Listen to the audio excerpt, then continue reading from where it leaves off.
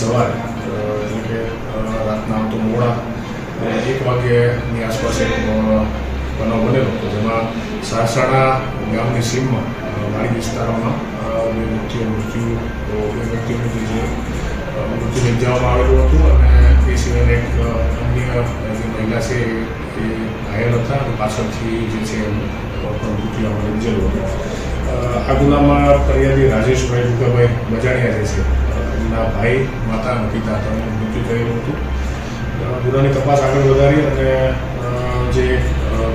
આરોપીઓના નામ હતા એ મુજબ એક મુખ્ય આરોપી જેશાભાઈ નરસિંહભાઈ સાપરા અને એના સિવાયના અન્ય